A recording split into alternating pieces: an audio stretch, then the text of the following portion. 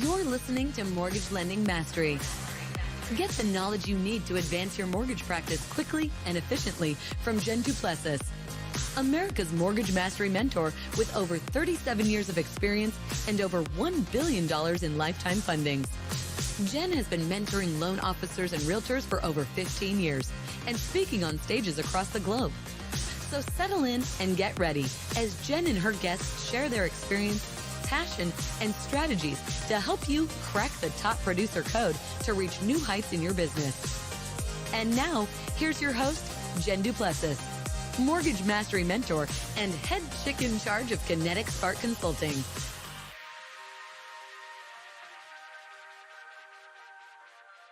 Hey everyone, and welcome back to this episode of Mortgage Lending Mastery. I'm your host, Jen Du Plessis, and my guest today got the memo to wear black. So we're just all in black with white backgrounds today. If you're not watching and you're only listening, we definitely got the memo today, Ron.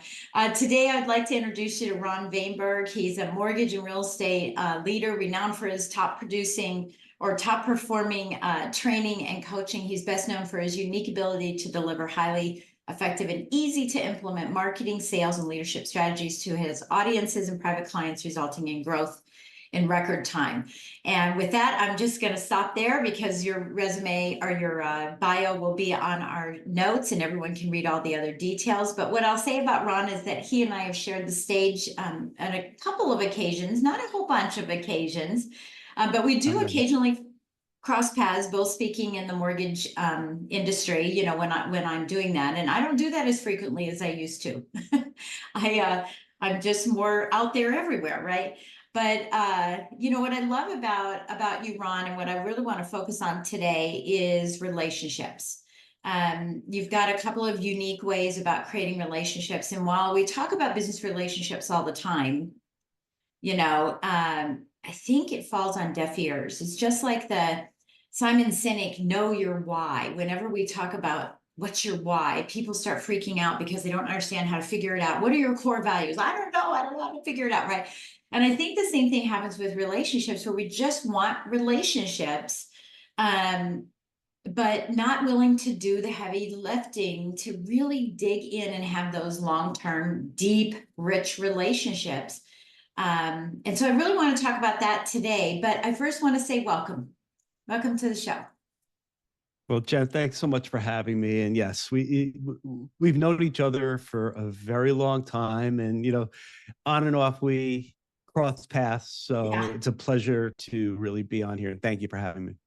Yeah, of course. And, you know, thank you for having me on your show as well. So we're doing a pod swap, and so we'll make sure that we have the link to my interview on your show in my show notes so that everyone can listen to both of us. You know, but I thank you for doing a podcast as well, for spreading the word out there and helping, you know, people in the mortgage and real estate industry, as I'm doing. And I know that you've got, you know, over 30 years. Where are you at 40 yet? I just passed 40. Almost 40. 37, 39. Maybe. Something like that. Yeah. 39 in January. Yeah, there we go. So just a year ahead of you. That's all, just 1 year ahead of you. But, you know, so you've been around a while. So, you know, we are going to have our emphasis on relationships. But first, let's talk about what's going on in the market today. You know, here we are as we're recording this, and this may or may not be released after the first of the year, before the first, you know, before the end of this year, 2023. Let's talk about the sentiment that's out there in the marketplace and what you're seeing from your perspective. And I realize that different markets, different people have different perspectives. What's your perspective? Well, my personal perspective is I believe that 2024 will be better than 2023. Mm-hmm. You know, we're seeing things moving in the right direction. I truly believe in my heart that the worst is over, and that for those that are still standing, there's always tremendous opportunity, but it's going to be, I don't think, an easy year 2024, but it should be easier than 2023. Yeah. So that's what my gut is telling me. You know, we'll see if I'm right. I always clarify, unless there's an unexpected event that we can't predict, and hopefully we're going to be on this right path. I kind of laugh at all the insanity about the predictions of how many rate cuts the Fed's going to make in 2024 when everybody's predicting they're going to make more than they said they're going to make. So, who knows? Yeah. And, So I just think it's going to be an interesting, fun year. yeah. And, if it's going to be a better year, it can be better by one loan and you'll make more than you made last year. Right? So, That is true. I mean, if we're real about this, right? And we're being real about it, we're saying, hey, this is what's happening right now. So, yeah. And I think this is the time, that the true cream will rise to the top. I mean, it's already rising. There's different levels of it. Many people have left the industry. Young, old, veteran, non-veteran, they've all left the industry for a variety of reasons. Mostly financial, we get that. Some of them just burnout. But those that are staying in and still, riding this tide, and it's a difficult one to ride. I certainly understand that. I agree with you. I think that we're past the worst part of it. But I do think it's going to be a difficult year. I do think it's still going to be a difficult time, and we have to dig in. And this is where, when the market is like this, where we need to really hone in on behind the scenes, right? Behind the scenes, and what we're putting together, our systems, our SOPs, all those things, right? So, I wanted to ask you one other question, very specifically. Sure. What do you think about what's happened with the amount of debt, right? We have the Hyatt car loans are at the highest monthly payment, right? Over $1,000 a month, the average car loan. Not real estate, but credit card debt is at the highest it's ever been, ever in the history of the United States, trillions of dollars. We now see an influx of home equity lines of credit where people are saying, well, I'm not willing to give up my 2.5%, 3.5% rate, but I am willing to tap into my equity because I've already maxed out my credit cards, right? And I'm drowning in that. And so we see a lot of people getting home equity lines to pay off the credit cards. How is that going to impact mortgages, finances, real estate in 2024? Wow, that's a very big specific question. Yeah. I mean, I think, and I'll be honest, did I really even give a whole lot of thought to that up until 3 seconds ago? The answer is no. Okay. So thank you for challenging me with that. My pleasure, Ron. Yeah, right. That's what we're here for. My thinking, because it is really a very valid question. I mean, we know that people always push the limits of everything that always happens. So, debt, cars, and all those things. I always come from the place that somehow things always, and this is going to sound really kind of superficial, things always just seem to work out or get figured out. Not for everybody, but we always adapt. The same way we adapt to higher interest rates. Do I have a concern about having the highest credit card debt in history? I do, because it's the highest credit card debt in history, and it's at the highest interest rates on credit cards that we've seen in almost forever. I won't say forever, but a long time. Yeah. And that is going to create financial strain, which I think is going to lead to recessionary pressure. I think that we're going to have, some type of recession. Again, the word recession doesn't freak me out, because what I've done, I've asked people, I go, when you hear the word recession, what do they think of? They go, 2008. Yes, I know. 2008 is an anomaly. It is not what it was a recession. It was called the Great Recession. Right. But that's not your typical recession. We have them all the time. So I do believe that you're going to see an increase in bankruptcies of people, that they're going to, bankrupt themselves out of debt. You're going to see, we're already starting to see car repossessions increase, and automotive loans default. We're already seeing all of that starting to rise. The only thing that really hasn't changed much is mortgages at this point, in which defaults are still very, very low, or at or near record lows. Yeah. The big question that's going to come, Jen, is what happens with values.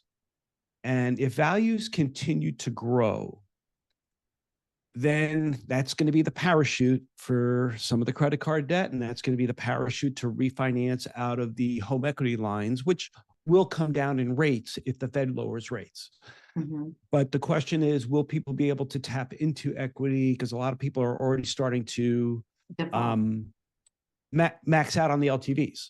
Yeah. Where they're not going to be able to cash out. Yeah. I think values is going to be a big variable. Yeah. And I think, you know, the other thing is that I failed to mention, I want to mention now, is that applications for 401k distributions are now up, you know, to the highest point that they've ever been. So people are using their 401k to their future retirement, right? Their annuity income to pay off that debt. And, you know, and there's going to be penalties come April for those. And I just wonder how they're going to pay for them, right? Charge them back on their credit card, use the 401k to, you know, the cash that they're sitting on, maybe to pay that penalty right back into that 401k, and, you know, taxes and penalties. And I'm a little concerned about what that's going to happen too. So yeah, I just want to get your perspective. I think it's, you know, this first quarter is going to be probably the most interesting thing that we see is, will rates change? Now we're in the year of elections. You know, are we heading towards a recession? Which I love recessions because rates always drop. So that's a good thing. But yeah, it's kind of interesting what will happen, you know, and how we're going to adjust to that. And I think, you know, just keep tuned into it, because for those that are listening, right, keep tuned into what's happening, because I think it's going to adjust very, very quickly, and we're going to have to adapt pretty quickly as well. So let's talk about, you know, industry behaviors, because this is something that's right up your alley, you know, to create competitive advantages. And I know that goes hand in hand with, you know, the two keys that you have to getting referral partners to want to work with you. You know, so many loan officers and realtors that are listening to this as well, and you and I both coach both. And, you know, their behavior it's so antiquated. It's so far way back, remember, like almost to, I'm going to give Century 21 a hard time, but almost to the gold jackets of Century 21, right? Way back, where it was that traditional sales and that, you know, those types of relationships, and everybody has passed that down from generation, you know, business generation to business generation. In the way that you create relationships is now just do a bunch of social media or make a bunch of phone calls, call 40 people every single Monday and bug the heck out of them, and do nothing to differentiate yourself and say that you can increase their business by 25%, not knowing if they want to. Right. And so I'm just so against that kind of method. I'm all about the relationships, but let's talk about these behavioral patterns and maybe some key things that people can be thinking about as we go into the new year, to say, you know what, I'm not going to be the 10-1 loan officer. I'm not going to be the one who's in the business 10 years, 1 year at a time, and nothing changes. This time I'm going to do something really, really different to create these relationships, not only with realtors, but with everyone you're working with, you know, so that they are excited to take the reins and think about me, have their antennas up and be thinking about me on a daily basis, instead of me doing all the thinking and they're forgetting about me. So that's a very loaded question. And I know it's about your philosophical approach or your philosophy on it. So go.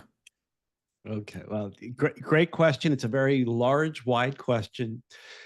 Let me start with this. I want to start with a coaching call that I had it was yesterday. It was yesterday morning.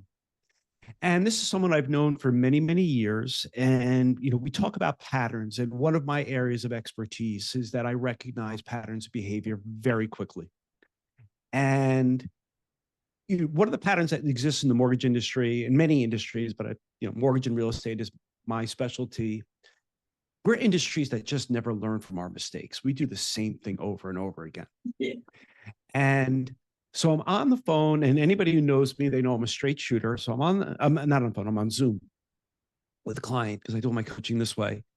And we were talking about next year.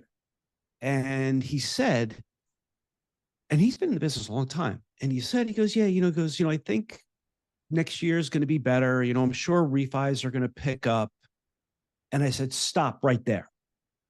I go, stop right there. And I didn't say it quite that nice. And He's like, what? And I go, did you hear what you just said? He goes, what do you mean? I go, about refis. He goes, yeah. Waiting for I the said, reasons. so in other words, you're putting the future of your business and growth of your business in the hands of the market, not yourself. Yeah, I know. Yeah. And he just kind of looked at me. And what's interesting is every November, beginning of December, I do a business plan workshop. Every year I've been doing this for as long as I can remember. And when I did my most recent one this year, I said, well, we're going to approach this a little bit differently this year. I said, nobody knows what 2024 is going to bring. I said, but I'm going to ask you a question. And I'm asking this to the audience. I said, I want you to write down, for your own sake, this is all virtual. I want you to write down one thing that you know you should have done or done more of in 2023 that would have guaranteed you 20% more business in 2023. Forget about 2024. One thing that would have guaranteed you, one action, if you had just done more of this or improved your skills on it, would have guaranteed 20%. And everybody's got it. I said, then I want you to write down now one action that you thought about taking, you know you should have taken, but you didn't, that would have increased your business 20%. I go, right there, if you do those two things in 2024, you're guaranteed a 40% increase if the market doesn't move. And, and I'm watching people because I see them and they're like, you see the light bulbs going off.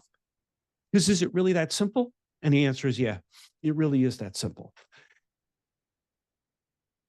Everybody's starting to focus on the market changing. And they're putting, they're doing the prayer method that I hope the market gets better. And it probably will. Yeah. But here's the other danger zone. When we, as an industry, we're rocking and rolling in 2020, people were doing more business than they ever done in their entire careers in a period of 2 years. Things came crashing down. This is another pattern of perspective. Things came crashing down. And now people are surviving on 1 loan a month, 2 loans a month, 3 loans a month. Now, all of a sudden, they get to 5 loans a month because the market hands it to them. What are they going to do? What's the pattern of behavior?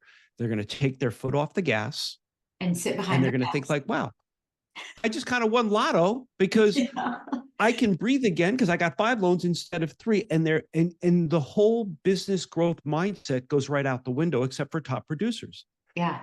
And it's the same analogy. And this was the lecture I gave my client, but it's not the first time I've had to say this to people. Oh, yeah. But I go to, here's the same thing. Almost everybody who's on this podcast or anywhere, at some point in their life, they've went on some kind of diet. So we go on a diet. Why do we go on a diet? We go on a diet because we're not happy where we are. We're not happy how we look. We're not happy how we feel. Our clothes don't fit right anymore. So we go on this crash diet. So the parallel in the mortgage industry is that we got crushed with volume. We got crushed with interest rates. We're not happy. Things came way down. Right. So all of a sudden I got a prospect. So the diet and the prospecting are the knee-jerk reactions to a situation. Yeah. Well, in a diet, what happens after you lose a couple of pounds of water weight in 2 days? Right. You get lackadaisical. You're like, yeah, I'm losing. I feel better. Yeah. The pressure's off. I no longer, I'm not struggling to breathe now because my pants are too tight. Right. Well, what happens when you get 1 or 2 more loans? The pressure to build and develop relationships, which is why the individuals, if you're happy with that, great. But if you really look at the industry, there's becoming a bigger separation between top producers and everybody else. There's nothing in between. Yeah, there's just nothing there. Yeah. The in-between is disappearing, and it's disappearing because of this pattern that I just described. Yeah. It's because top producers never take their foot off the gas. Yeah. It's interesting. Yeah. And I love it. I love your analogy. I think your analogy is spot on.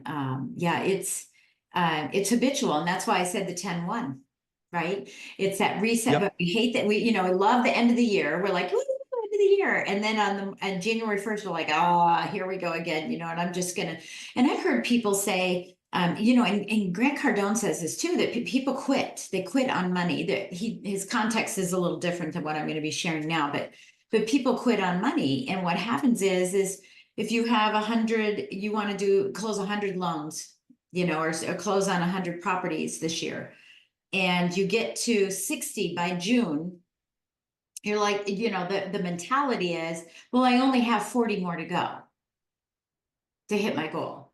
Rather than saying, well, if I got 60 in the first 6 months, couldn't I get 70 or 80 in the second 6 months and blow my goal away, right?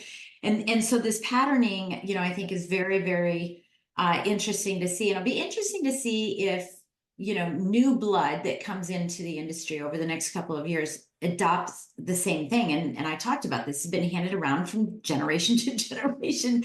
And I'm curious to see if this will be adopted, or if the personality traits of younger, individuals looks at this and goes, you guys got to be kidding me. You got to be kidding me. This is how you do business, right? Yeah, Well, I think the irony of it, go ahead. I was just going to say, the irony of it is the new blood's going to come in and they're going to look at this is how you do business. And then some of them are going to leave because they're going to think this is how business has to be done, because a good portion of them are not going to say, well, this is how you do business. I'm going to do it this way. Yeah. They're going to just say, well, I don't like this. And they're going to go out. Right. Or they'll adopt it and then suffer and struggle and this, that, and the other, and that's what's so sad. So I think we need to, and lack of it, because I know we don't want knee-jerk reactions, but we do need to take action as quickly as possible to create better patterns for this. It's funny that you and I were talking about patterns in the green room, right? About CPCC, right? Clues, patterns, conversations, and choices. So that let's lead that into the patterns that people utilize to get business from, I'll say realtors, and everyone knows on this podcast, I love realtors, but 22 people is how I created $100 million business. I had a database, but I only focused on 22, and of that, 4 were realtors. And because, and so I like realtors to a certain extent, right? I love helping realtors, but I hear this from loan officers, all the time is realtor, I want to get more realtor relationships. I want to talk to realtors. I was talking to realtors. How do I get realtor relationships?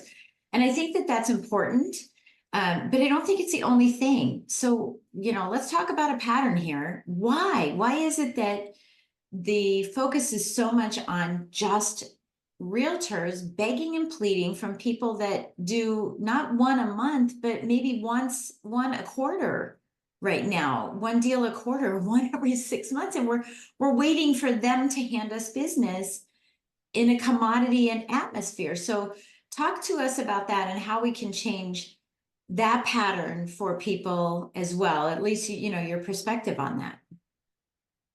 Well, the answer to the first part is the reason why everybody's so focused on realtors is because 87% of all real estate transactions go through realtors. Yeah.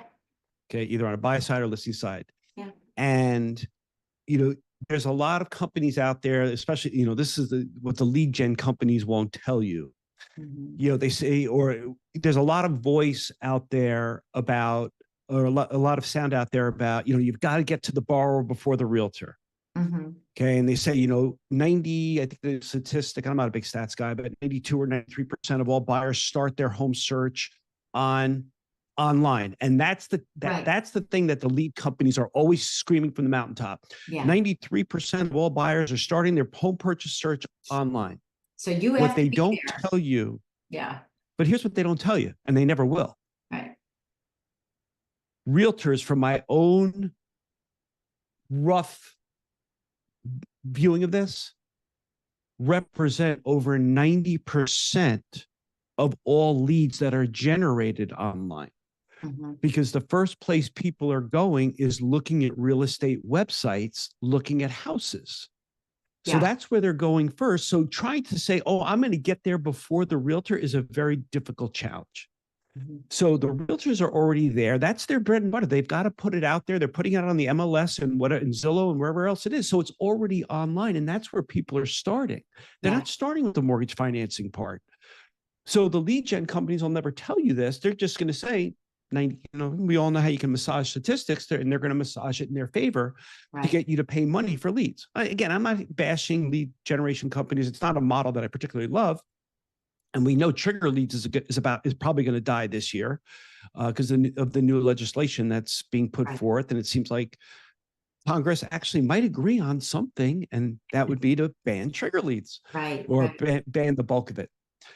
So realtors for purchase business, which is primarily where we are right now, that's why realtors is a big focus.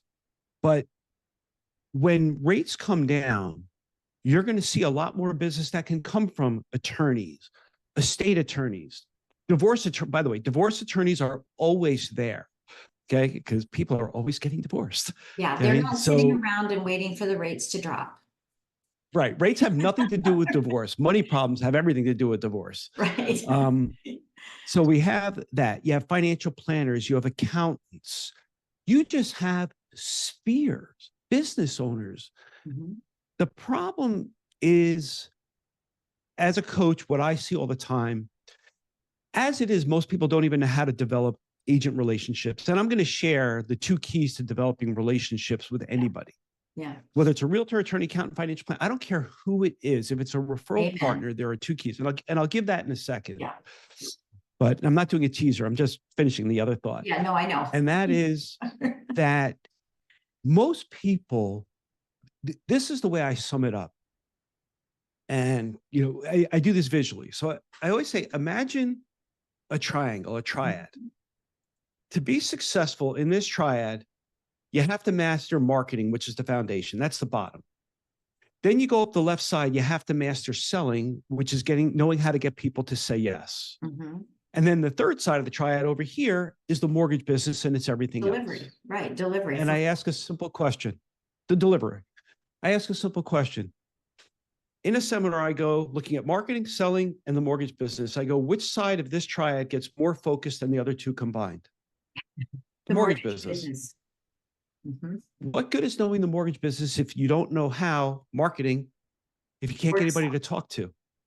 Yeah. And then if you get people to talk to, but you can't get them to say yes, what good is knowing the mortgage industry? Right. And if you can get them to say yes, and you don't have systems, right? You don't have systems in place to fulfill in a manner, then marketing was all for naught. Right. So you need all the pieces, but when everybody's focusing on the mortgage business and very little on, and here's the funny thing, they focus on the mortgage business, number 1, marketing is number 2, which is getting attention, getting eyeballs. And most people are looking for the silver bullet solution for that. Yeah. And there's almost, one of the reasons why I remain super busy on the sales training side, Jen, there's almost nobody in our industry even teaching it. I know. It's crazy. And so let me ask you this. So where did your sales skills come from? Because I know the company I worked for when I first got in the business, well, I was an underwriter for a long time. But when I first started selling, the company I worked for, it was hardcore sales. They would go out in the field with you, and we'd sit in the car and they go, okay, here's what you said wrong. Here's what you did right. Let's try it again. We would do phone calls, and they would do them in front of us, right? We'd have sales presentations. They'd say, stop, do this. Hardcore sales training. Where did yours come from? Because I think that has a play in this. For me, it was self-taught. Okay. It was self-taught by reading, going to books, reading books, going to seminars, cassettes. Yeah. There was a gentleman, I'll never know his name. It happened, though, a very long time ago. I was at a mortgage company, and it was a Tony, I'm a huge Tony Robbins guy. Mm-hmm. And I've been going on and off to his programs for over 30 years. Yeah. And it was a long, long time ago. And I was I didn't know, I wouldn't accept that I didn't know what I was doing when it came to selling. And this guy changed my life. Wow. And I wish I could thank him for it. And this guy changed my life before Tony helped me and everybody else that are you see there's a bookshelf back there, and that's just a fraction of all the material I have. Right. And I was struggling, but don't want to acknowledge it. Mm-hmm. And a guy comes in to sell a Tony Robbins 1-day seminar at the, I don't even know what it was called, not Madison Square Garden, but it was the theater underneath that had like 5,000 seats in New York. And it was back when Tony taught a program which hasn't taught in over 20 years. It's called Strategic Influence. It was a one-day sales training program. And I'm struggling financially at this point. And the guy comes up, he's going around the room and people are buying tickets, whatever. And he comes to me, he goes, "You going to buy a ticket?" And I go, "No, I can't afford it." I think it was like $279 or something. And he goes, "I understand." He goes, "Do you mind if I ask you a question?" I go, "Sure." He goes, he goes, "You're in sales for a living, right?" I'm like, "Yeah." He goes, "And you're telling me you can't go to a sales seminar because you don't have the money to pay for it?" I go, "Yeah." He goes, "If you're in sales and you don't have the money to go to a sales seminar, isn't that why you need to go to a sales seminar?" Yeah. And I literally looked at him, reached into my wallet, handed him my credit card. And you know what? Best gift I ever got. Because from that day forward, I have been on a quest.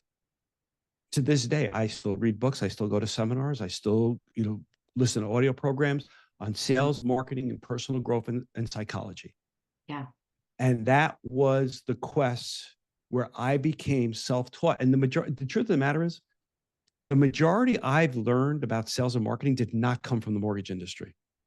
It came from outside, and which is why there's a lot of great people in there, or I won't even say a lot. There are a few great people in the mortgage industry like yourself that are, really espousing what I consider very valuable ideas, very good ideas. There are unfortunately some people that their ideas are really not things that I care to advocate for. Yeah. Yeah. Because I feel they're building, I don't teach anybody to beg for business. Mhm. And if I can go full circle, remember I said that there are two things that if you really want to build your business, Yeah. these are the two keys.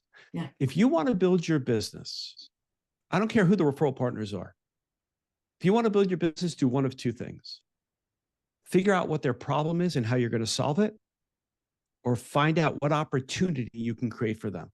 Yeah. You solve people's problems, you create opportunities, people will do business with you.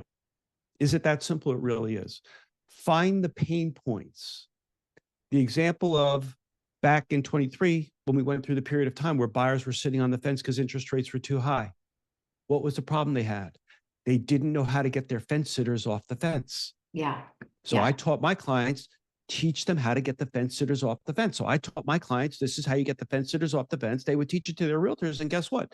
The realtors would get more business. My clients would get more business. They solved the problem. Yeah. Yeah. What were most other LOs doing? Commiserating and bitching that nobody wanted to buy. Yeah. Oh yeah. I know. I mean, we hear this all the time. Like there's no inventory. There's tons of houses out there. Be the straw that stirs the market.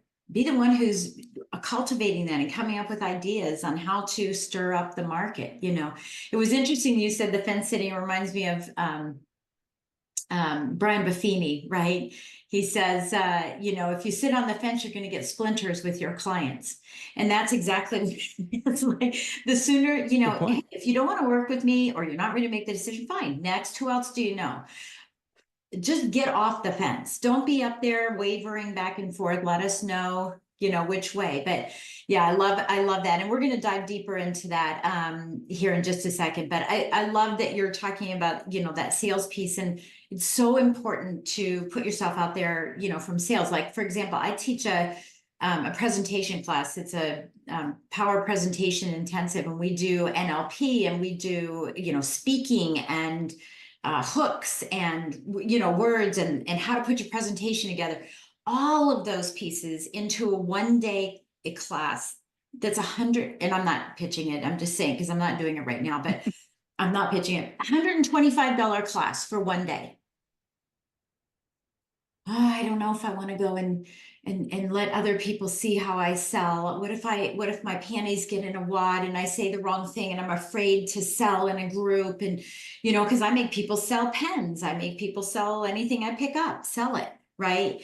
And so it's that fear of failure that keeps people from really blossoming and having more opportunities, behind that. And I think even for you, you may have used, the excuse of, hey, I don't really have the money, which you had the money. You definitely had the money. I did. Right. It could have been an underlying fear of, I don't want to go to a sales thing because, and like you said in the beginning, there was nothing that was going to make you think that your sales wasn't good. And, so if we can just be humble to say, you know what, I need help in this arena. I'm working with a coach right now. I got 4 coaches. I'm working with a coach right now about my sales from stage, not my one-to-one, but my sales from stage, because I know I have a deficiency there. And it's okay to admit that, because it means that I'm going to be better than the next guy down the road who's not doing it, or gal who's not learning that method. So, our message to those that are listening is you got to level up. I've been saying a lot, and I think I said this on your show as well, is you have to be ready for when the when happens. And when the when happens, if you're not prepared, all those opportunities are going to scooch right by you and go to someone else who is prepared. Thoughts? Yeah. Oh, I really don't have to add anything to that because you nailed it all. Well, you nail it can't. all too. You're great too. Okay. Yeah, Thank you. I love that. I absolutely love that. Okay, so let's talk about these relationships a little bit more. I just wanted to make one comment though to what you said. Go ahead. If anybody thinks that they're going to learn and grow without making a mistake, they're crazy. Yeah. And that's what gets in the way of people. I don't want to, and that was my thing. I didn't want to spend money because I wasn't confident in myself that I would take action. And that's what the biggest barrier to people investing in themselves. It's not the money. Yeah. It's the belief in themselves. Will this work for me? Yeah. And the truth of the matter is, if you just give yourself to whatever the process is, look, you don't have to love your coach, but you got to like your coach. You've got to understand what their philosophy is before you hire them, and then see if that's adaptable to you, because not every coach is right for every person. Yeah. Everybody's got a different personality and a different way of doing things. So you want the person who aligns with your way. You want the person who aligns with your character. Yeah. Because when the person aligns with your character, then when they teach you the skills, you have no problem with that. Not no problem, little challenge to adapt them, because you're already in emotional alignment. Yeah. Yeah. But because somebody did something and it didn't work, they're in their head, they're like, oh, this didn't work, so it doesn't work. Paint everybody with the same brush. They were bad. Yeah. Yeah. I have a client who just, they're a shiny object person. And every coaching call, it's a new thing. It's not a roadmap. It's not a path. It's not digging in. I call it the 4 stages of growth, right? Formulation, concentration, momentum, and stability. It's not even formulation. It's just momentum. Here's the new thing. Here's the new thing. And we know how that affected everyone through COVID, right? We were in whatever stage we were in, and all of a sudden everyone was thrust into momentum. And then when the momentum went away, what happened? Everybody went down. What do I do, right? Because there's no quick fix for this. You have to go through formulation, concentration to get to momentum. You just have to, whether it's in your sales, whether it's in your marketing, as you're talking about, whether it's knowing the mortgage business. Heck, we're about ready to be experiencing blended interest rates for refinances. And so many people have never had to do that. In 20 years, we haven't had to do that. How many people are not prepared to talk about blended interest rates to know whether or not you should refinance and take your cash out? It's in everything, every single thing that you do. But yeah, she's just all shiny object. And it's always just a twist and turn. And I said, look, this is not working. And it's not going to work for you. And it's not working for me, because I don't know what I'm going to be happening. What's going to happen. I don't know what I'm supposed to be coaching you on next week, right? And so we need to make a decision. So she's finally calmed down, but she always does that. She'll bring it in and go, I saw this app and blah, blah, and I go, hold on. Do you really want to talk about the app, or do you really want to talk about something else? So maybe moving forward, right? So I think that, all this that we're talking about is very interesting. And I would just encourage, for the person who's listening here, is you've got to get a mentor. You truly do. You have to have a mentor or a coach. I discern the difference, but you either need a mentor or you need a coach to help you along, because none of us can do it alone. I know for a fact that Tony Robbins has a coach, because his coach is one of my coaches. And every time Tony calls, I get pushed aside. But I'm okay with that. And I have another coach who is coaching Richard Dreyfuss, and I get pushed aside whenever Richard calls, right? So, you know, there are investments that need to be made. Everybody needs someone to be able to turn to who can look from the outside, because we can't see our own ears. We just can't see them. And we can try. I can try to look at them, but I can't see my own ears. So, but I want to talk a little bit more about relationships, and especially about the problem to solve. You know, my way of saying this is, I have this pill. What's your ailment? Will this pill work? Will this pill work? Right? It doesn't work for everybody. And we need to be looking at that, you know, kind of a fatal flaw in LinkedIn. As soon as I say connect with someone and I get an Insta, oh, I've been looking at your website, I listened to your podcast. No, you didn't. I said connect. And I immediately disconnect, because that's malpractice. So what is it that, let's speak to both realtor and loan officer, that you're seeing, or that you share with people in this problem solving, instead of showing up and throwing up on product, right? And product company instead of me solution. What are some of the tactics, or maybe there's a script, or maybe there's a question you ask that helps people with solving that problem? Because I know as a loan officer, it's hard to ask a realtor, right? For them, it's hard to ask to say, hey, what's your problem? And the realtor will give them a false thing anyway, if they even ask the question. And even realtors, they're not really asking what the problem is that clients have and why they're needing to move. So do you have a strategy for them? I do. I mean, I'm giving a small piece of a much bigger presentation, but the first step in what I call the ultimate, and I'll call it the ultimate agent presentation. You could be ultimate agent, could be the ultimate attorney. It doesn't matter. But since most people are focused on agents, let's talk about that for a second.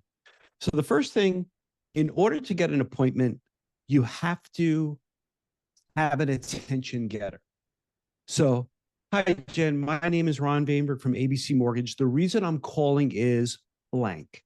So that blank could be a number of things. Let's say I have a killer, or I offer construction or lot loans. I'm just making this real simple. I know right now we've got 3/4 of the audience saying, well, I don't offer lot loans. Don't get caught up in the product, get caught up in the concept.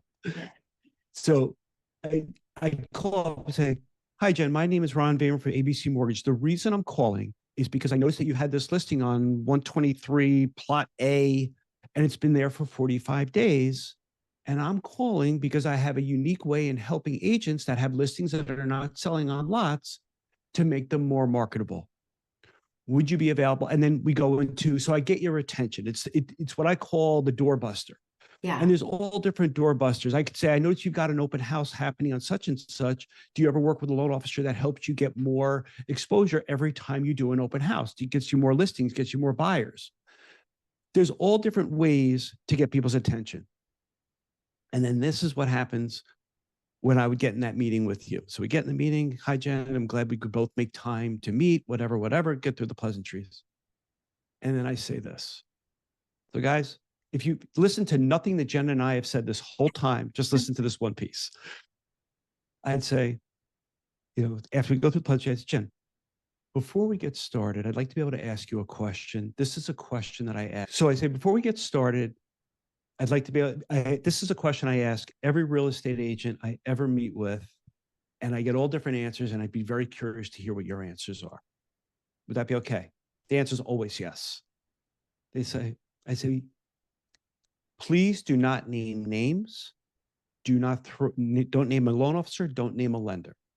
Do not throw anybody under the bus, which, by the way, timeout, what that does is it lowers their guard that they don't have to protect anybody. And then I say, when dealing with lenders and loan officers, remember, no names. What are the things that frustrate you the most? Yeah. Jen, you answer that question to me. You just told me, you just rolled out the red carpet telling me what I have to do to win your business. Yeah. Because here's the really cool part. I could actually change the question, and I could say,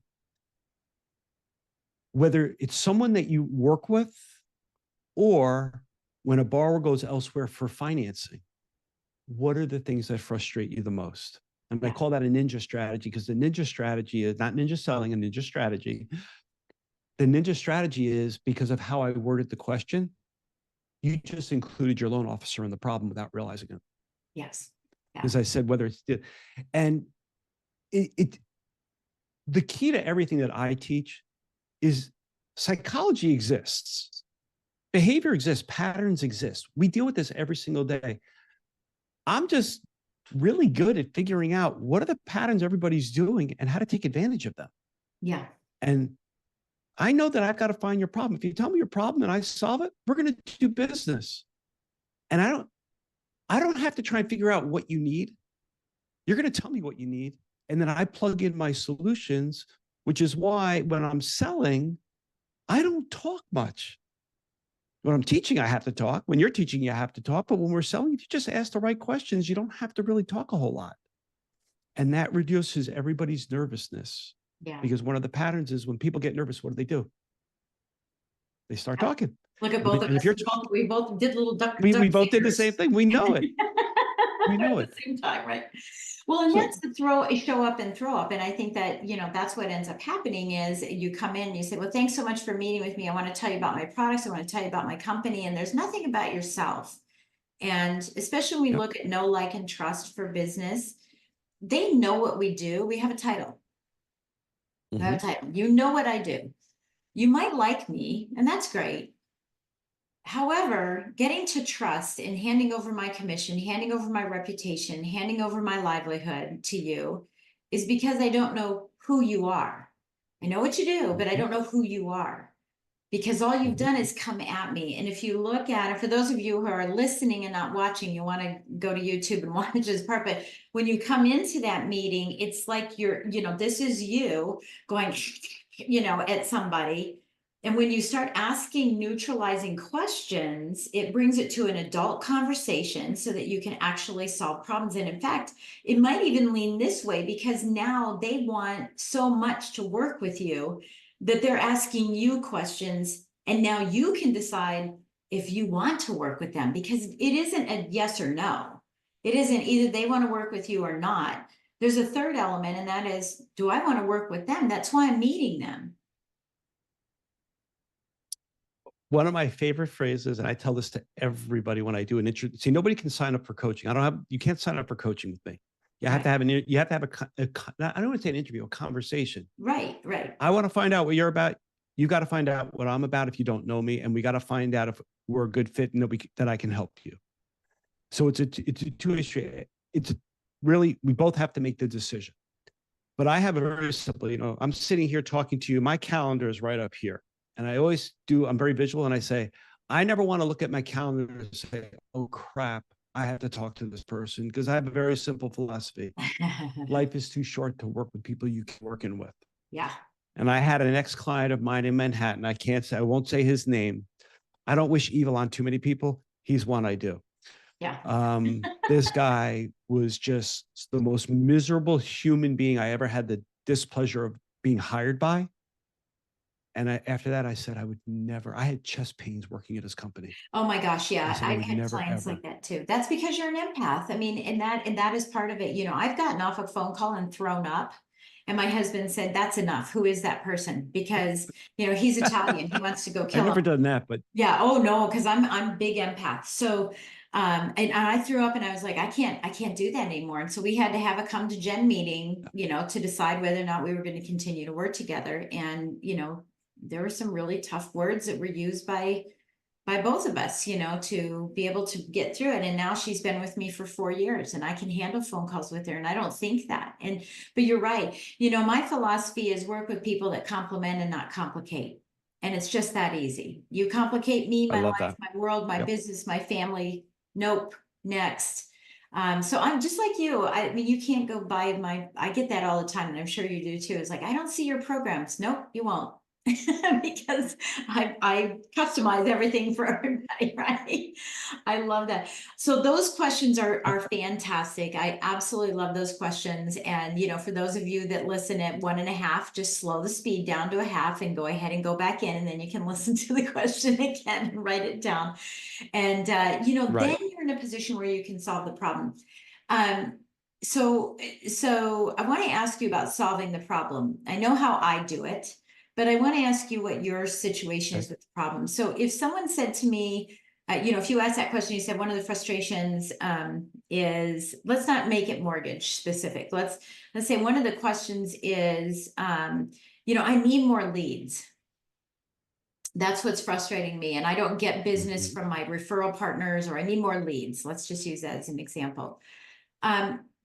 What is your typical response to continue? I call it the ... method. A lot of times people said, I had a one-to-one done, period.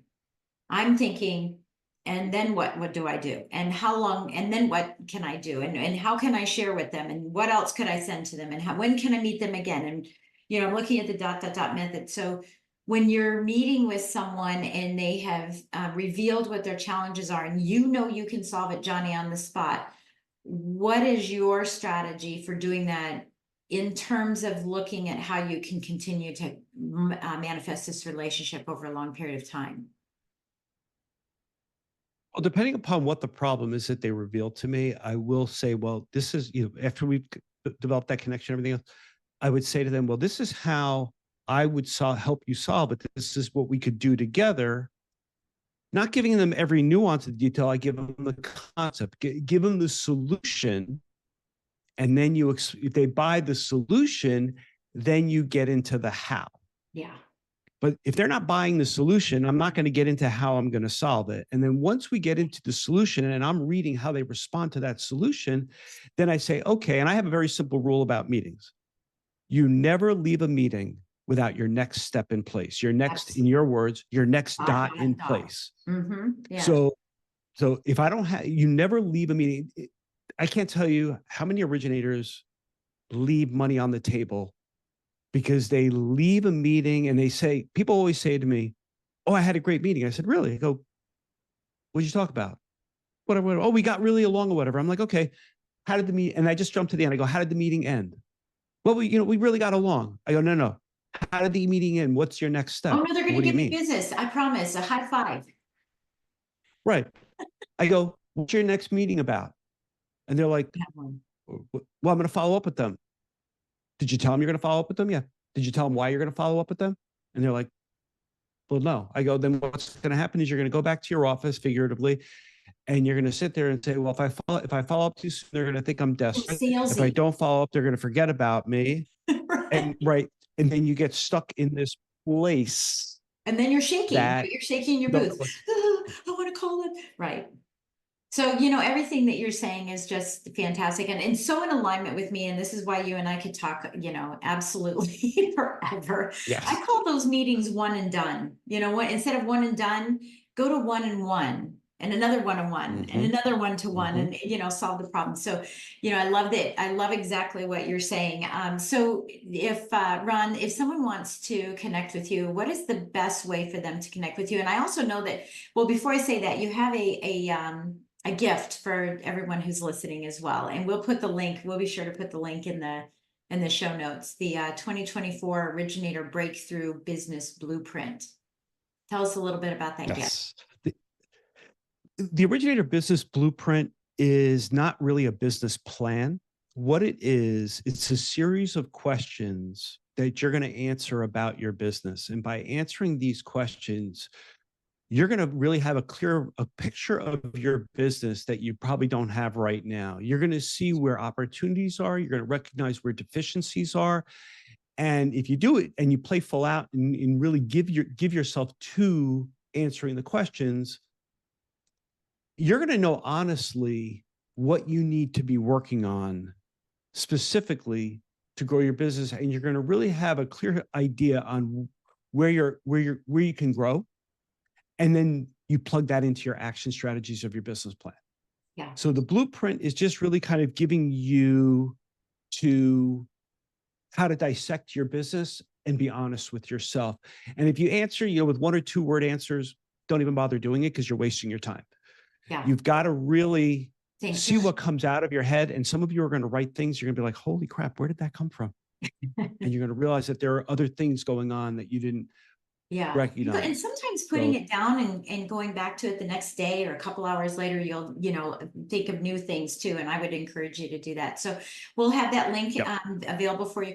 Can a loan officer give that to a real estate agent? Is it generic enough that you could twist it for them as well? Okay, good. So Absolutely. that would be something great if you're planning on doing business planning classes or, webinar or something like that with your realtors, if you're going to sit down with them personally and find out what their goals are and share your goals and see how you can work together and complement one another. Yep.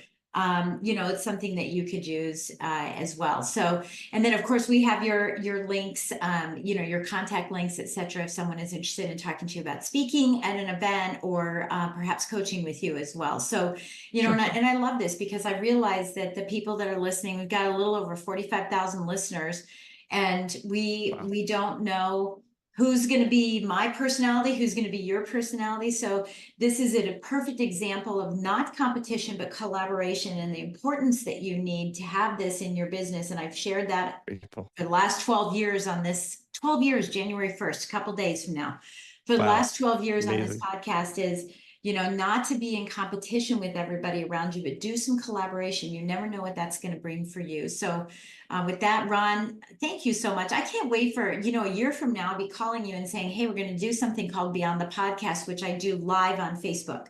Maybe live on YouTube nowadays is what I'll probably be doing.